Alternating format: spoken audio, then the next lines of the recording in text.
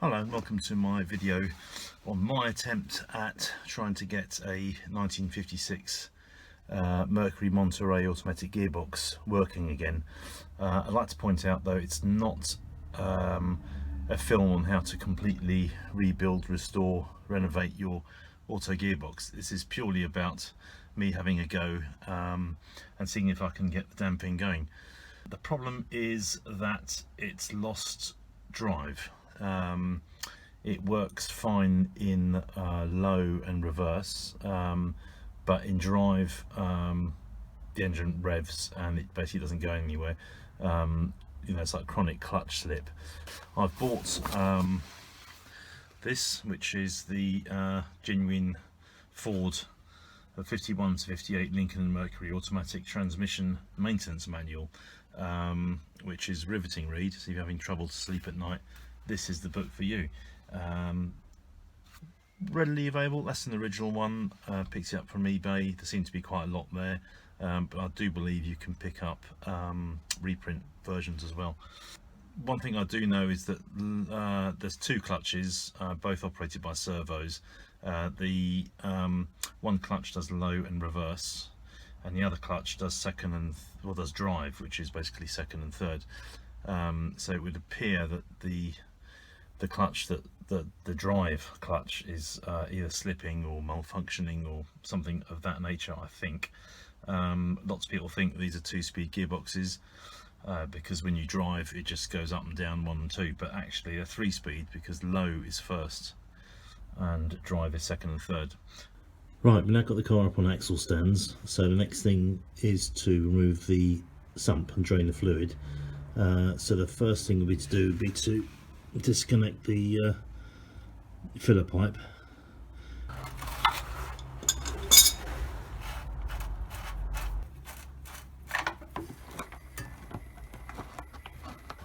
Which is, the first one I've done is not even finger tight.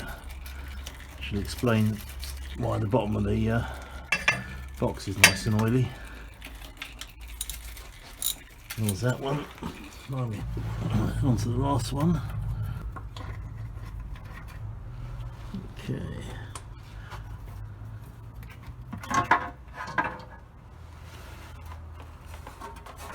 Right, next thing to take off is the filter, which just seems to have, that's it, along with a clip. Hey, more fluid. So we'll leave that in there. Now, something just fell out there.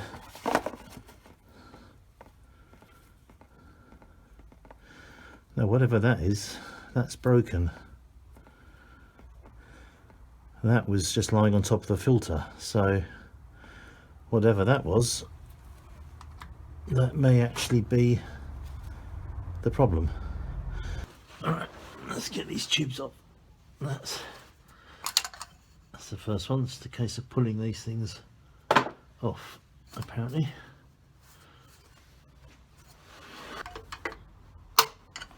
Oop. There we go.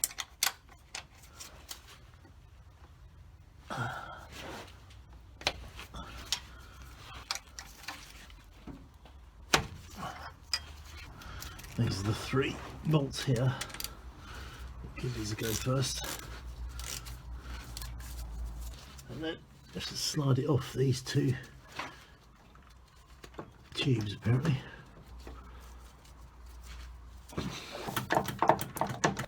Right, I've got the control valve on the bench. I'm not sure that the broken bit came from this, however I don't know where it comes from at the moment, so I'm going to go through each piece in turn and check them out, make sure they're okay, and hopefully by process of elimination we'll find out where that bit comes from.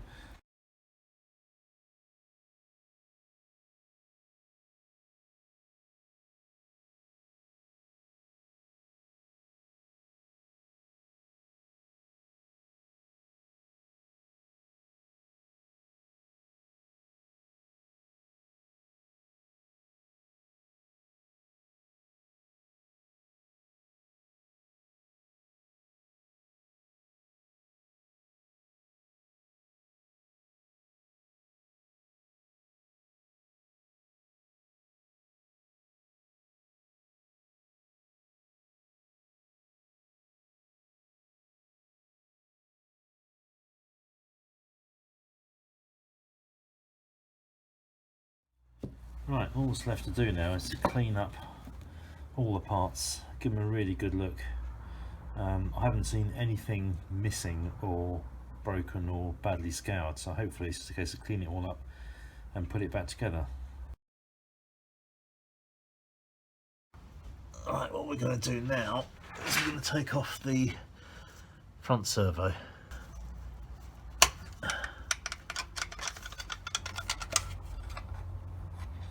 That's that off.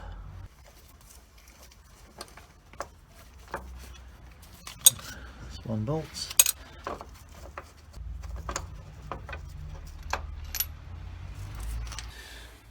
Right, I'm going to take the front servo apart. It is sprung loaded, so I put a clamp on it. It might be overkill. I'm not entirely sure how strong that spring is, so kind of a bit safe than sorry.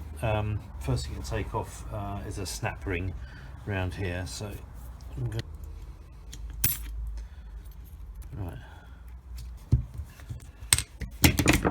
right, that's it. It's coming out. Well, there wasn't much of a spring actually in the end, but nonetheless, there we go. Right, so that's the spring. Yes, there's some nasty black transmission fluid in there, so that's in itself that's nice to clean out. Have a good look at these two O-rings here. They seem to be in pretty good nick. I'll give it a good clean, have a look at the bore, but I think we're probably okay on that one. Right, that's the front servo cleaned up. Put it all back together, put it aside. That's another bit checked. Right, I'm going to take the rear servo off now. That's held on by a couple of 5/8 bolts.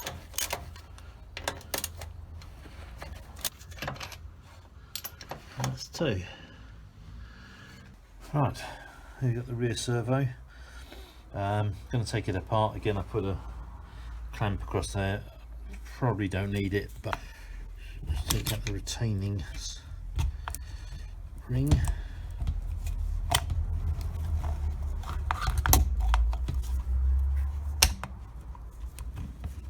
Yeah, it's come off anyway. That's not too bad.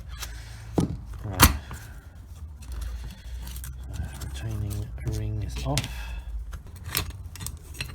Right, that's the cover. You're supposed to take this lever out first, but involves drifting this pin out, and sounds like a pain, to be honest, so try and get the spring out that without doing that, which may or may not be possible. Yes, it is. Alright, that's the rear servo all back together and cleaned. Again, no sign of any damage.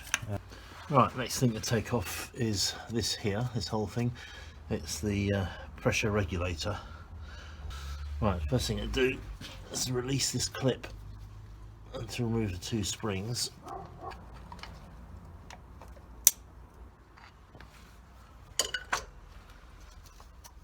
That's it.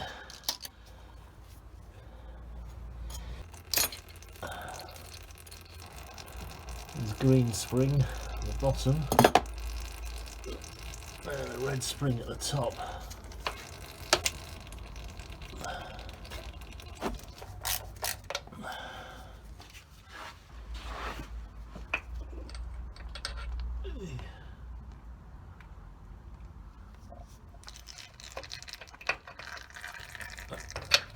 Yeah, that's the one.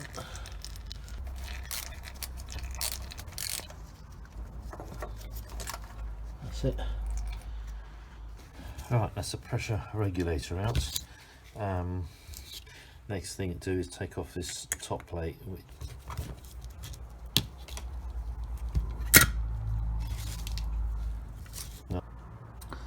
That's the pressure regulator all reassembled. Yeah, no problems found with that. After spending ages looking at all the pictures in the manual, I've actually found the issue, and the other part of the broken piece is here. That's where it should be. This is the front band, and the missing piece would go here, which is an end stop for that. The piston, the round bit, sort of fits into here, and the shaft is in that housing there, and then the band would be adjusted up to it. But of course, without that piece, the front band is loose, and the front band operates drive, so that's why there was no drive in drive.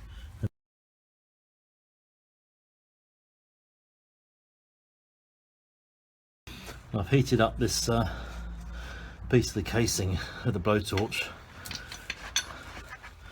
have to be very careful, obviously, of all the flammable liquids there are around here. Now it's a case of trying to drift that bit out.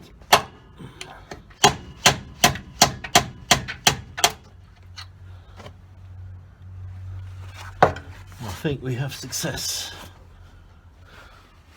Okay, so this morning arrived in the post the missing part.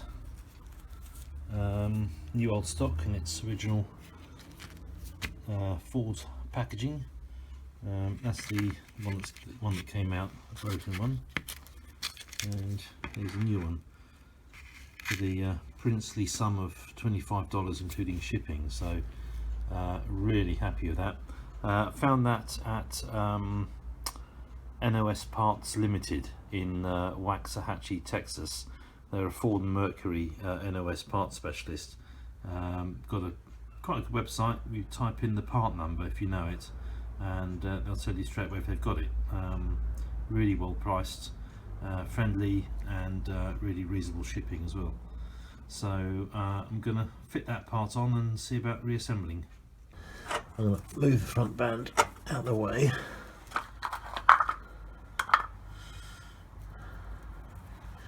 I've dipped this in new transmission fluid as a lubricant. I don't know if you should do or not, but that's there. So I've got this brass drift, or bronze possibly, bronze drift, and a lump hammer.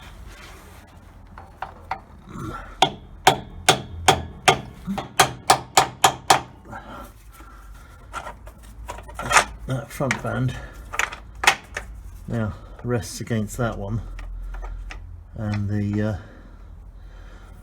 servo would then close this up. So first bit put back on, it's obviously a direct reversal of the dismantling procedure, and that's the pressure regulator.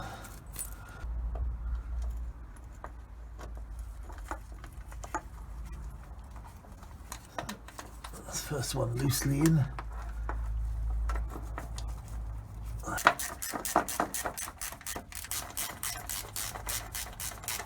Green and red springs to put back in, and then the retaining clip, which may be more difficult.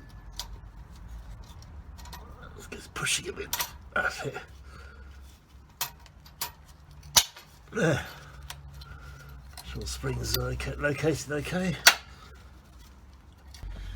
Okay, next job is to fit the front servo, and that fits next to the regulator.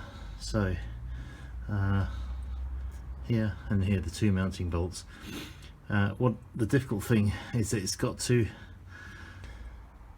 that there has got a hook over here which tightens the band up. To make life more awkward, this piece here has got to fit between. So as you see, you've got a slot between each bit. This bit here goes onto the servo, and that bit here goes onto the band. You can see it's kind of wedge shape as well. So that's got to fit into here from this side. So I can fit it in. Unfortunately, it means my hand's in the way, but bear with me a second. There, right, so that sits like that, and then the servo hooks at the other end. The problem is, as I'm upside down and I put the servo in place, there's absolutely no way of hooking that on. So I've devised a cunning plan. I've wedged a piece of fuel line, I think it is. It's about the size of garden hose. It's quite a hefty line, but it's a rubber or similar material, so it's not going to cause any damage. And that's wedged between the band and the casing, keeping the band in place. Right, okay, I've got that in position. That's just sort of resting there.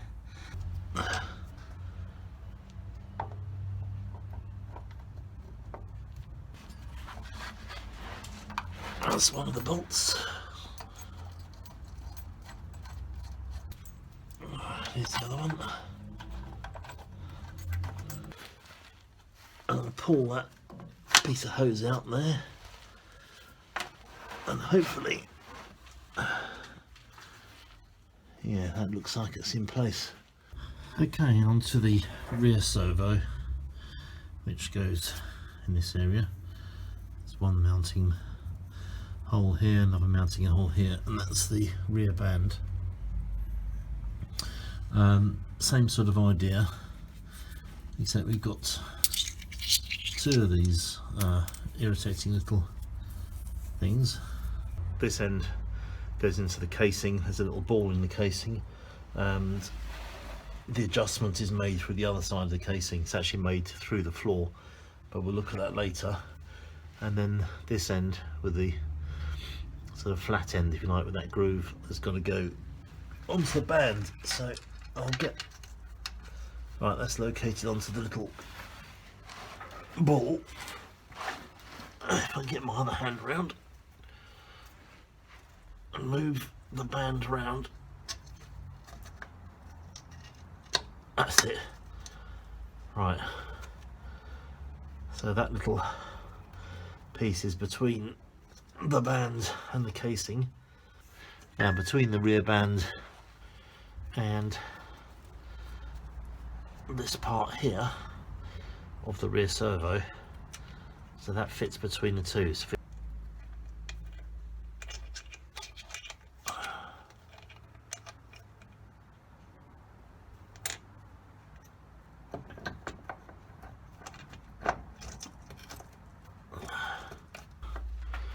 right, I'm going to try and put in the bolts.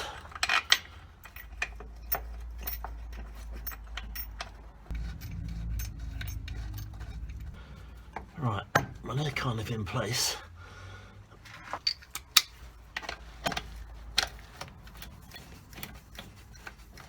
Now the next thing we've got to do is adjust the clutch bands, and on the front clutch you need to have a 1/4" metal spacer.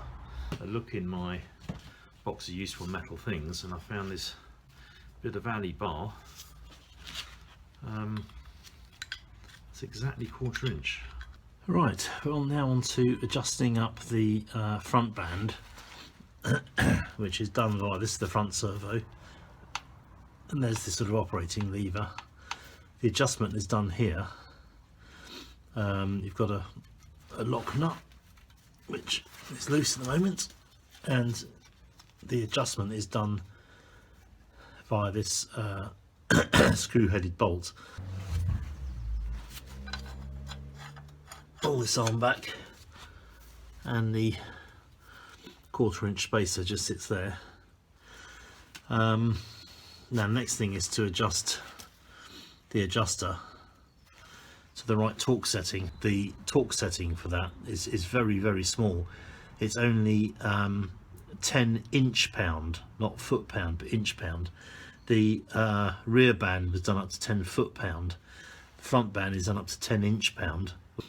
So the torque setting, the 10 inch-pounds is 1.13 Newton meters. So I've set that on the little dial, and it's a case of tightening this up, hopefully to the right torque. When it gets to the right torque, it's the little light flashes and it makes a noise. That's it. That's a little audible vibration. Well, 1.16. To be honest, I think that's near enough. 1.13. The next thing is to back off the adjuster one complete turn. I can take off the 1/4 inch bar now.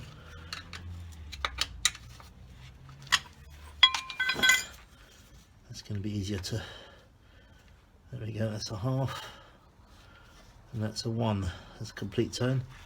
We've got to hold that in place and tighten up the lock nut.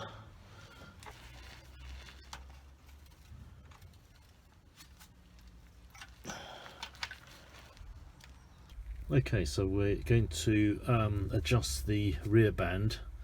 To do that, we have to work from the inside of the car, so we put all the carpet back, cover the bung. That's the adjuster there, so the square shaft thing, and the round ring there is the lock nut, which is 3/4, I believe. So I'm going to undo the lock nut first of all. Once that's done, we've then got to tighten the adjuster. Let's get that tapped on.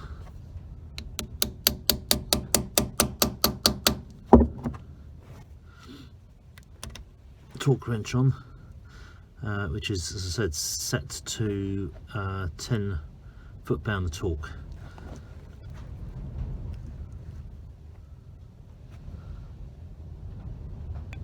That's it.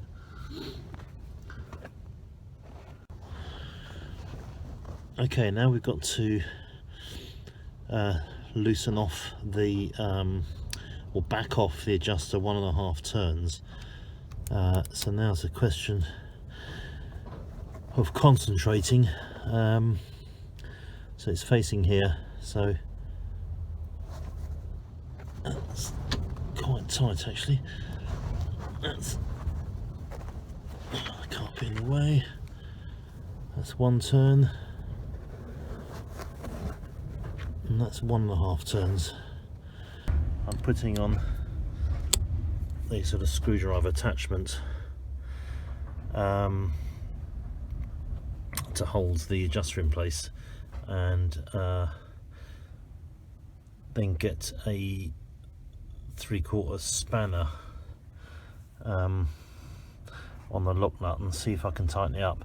I have to make sure whilst doing this that the adjuster doesn't turn. Okay, so another job we've got to do, part of the draining the fluid, because in this case we want the completely change of fluid, because the old stuff's obviously nasty. You don't want to put half good fluid and half the old nasty stuff, and half of the quantity of fluid is actually kept in the torque converter, which is in here just behind the flywheel. So to get to it, there's a cover plate, which is this here.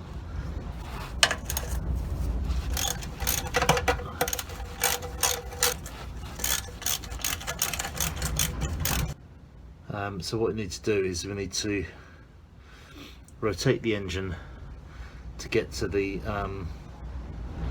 drain plugs. There's 2 of them, 1 at each end. Now I've connected up a remote starter switch, which is just dangling out of shot. There's the other end, there's the handle end, the button end. In actual fact that was very lucky, because here is the first one. Let's give that one a go.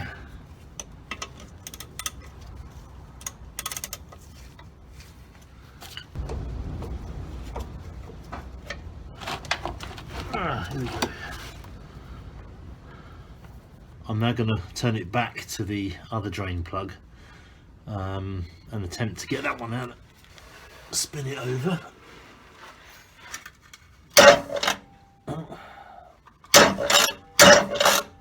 There it is.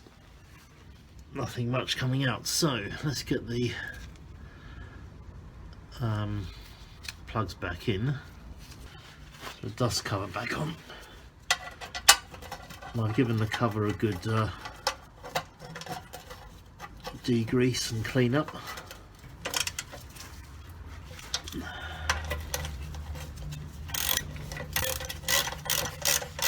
Now, before I continue with the assembly, there's another check that can be done, and that is the front and rear clutch and the front and rear servos, whether they're working correctly, by applying an airline to the various holes that would normally be under hydraulic pressure. So we'll start with the rear servo, which is this one. You put an airline into that hole there. It's quite good to have an airline of a rubber nozzle that get a better. Let's see if we've got there. Yep. Right. There we go. You see the clutch arm do that again. The clutch arm, servo arm. Brilliant. And then the front servo is done through either this hole or that hole. I'm not sure. We'll soon find out. No, it might be that one. That's it. Perfect.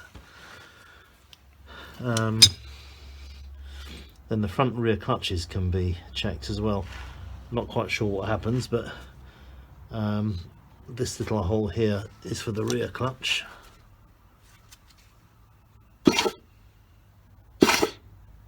Oops, something going on. It's obviously chucking all the fluid out. And the front clutch is in this hole.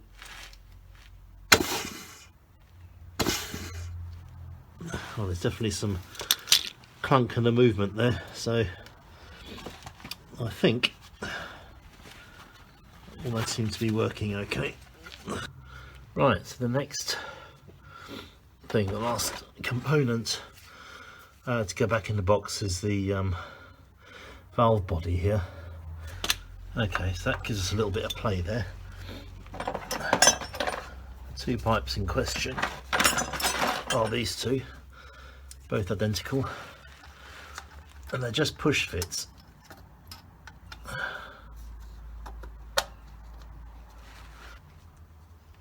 So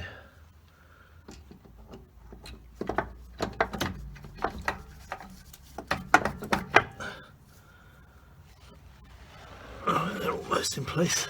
This point here, that's the other end of the manual gear lever, and this little round bit here is supposed to fit, if I can get it to move. Right, that is supposed to fit between these two discs. I think the pipes are in. Let's try fitting some of the mounting bolts, of which there's 3.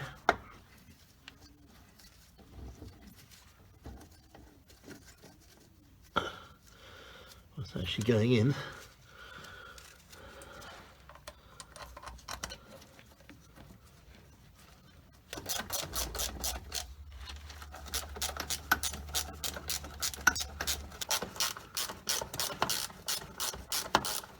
Not forget to retighten the rear servo bolts.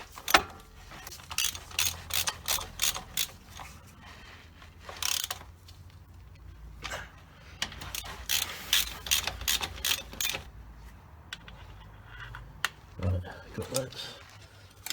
Goes right up in there.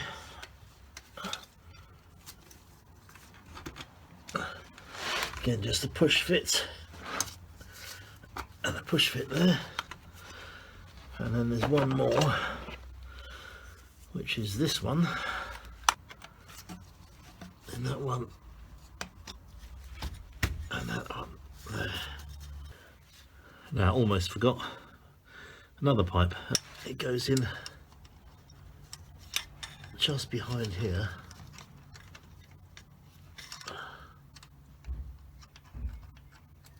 That's it, just into that hole.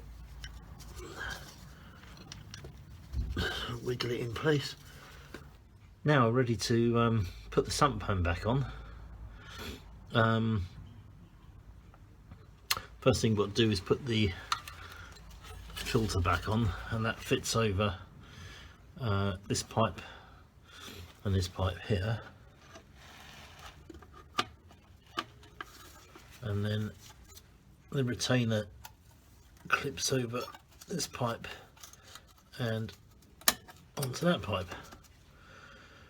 That's all in.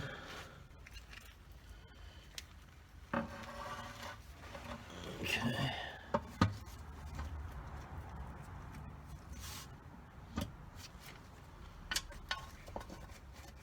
Let's get one on in each corner.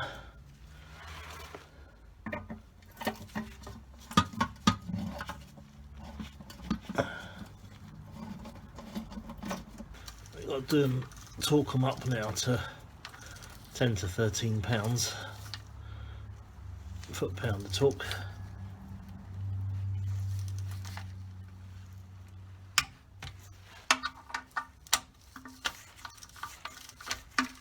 Right, the last thing to do is to get the dipstick tube back in as well.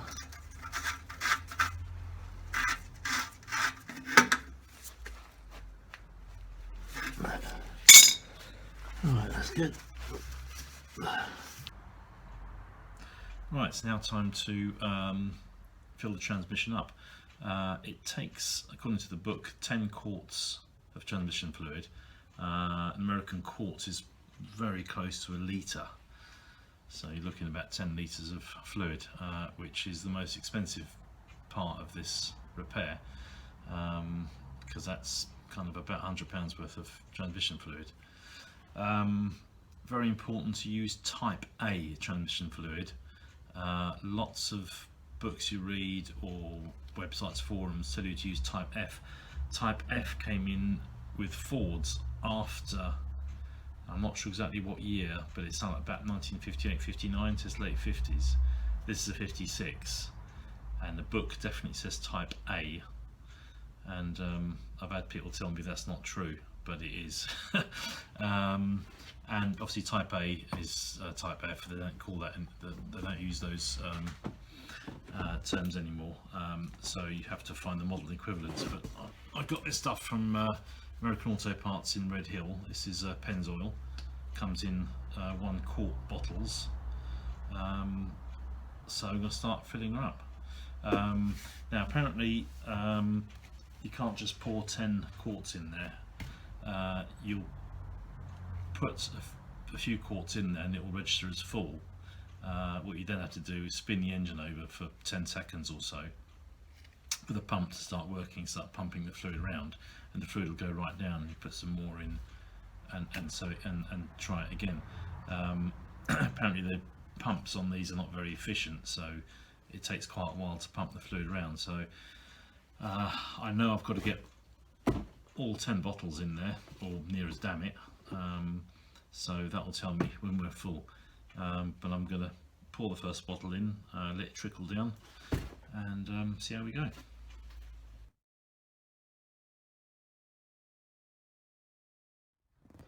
Right, I'm going to check the fluid level again. It's had 4 quarts now.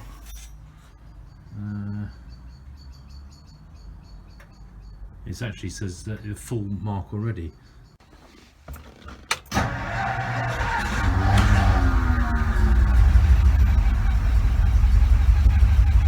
Let's see what we got.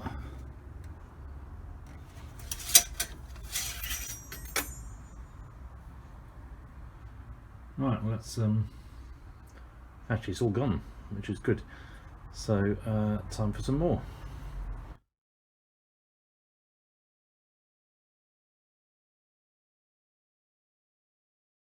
Run the engine up for a little while, about 5 minutes or so, and it's the fluids have gone down.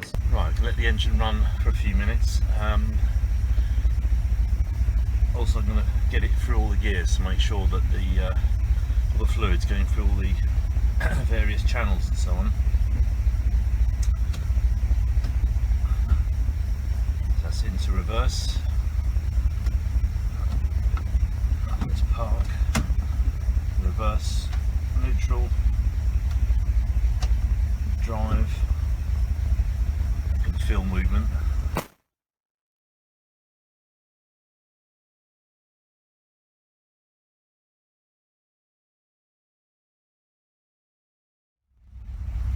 Right, here we go.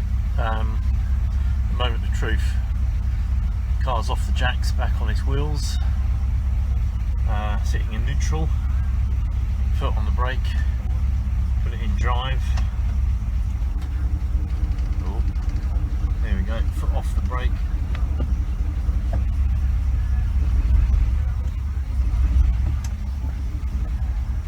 And she moves.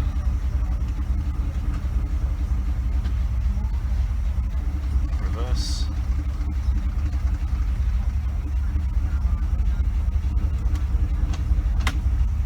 Low. Yep. Drive again. Yep. Neutral. Back to reverse.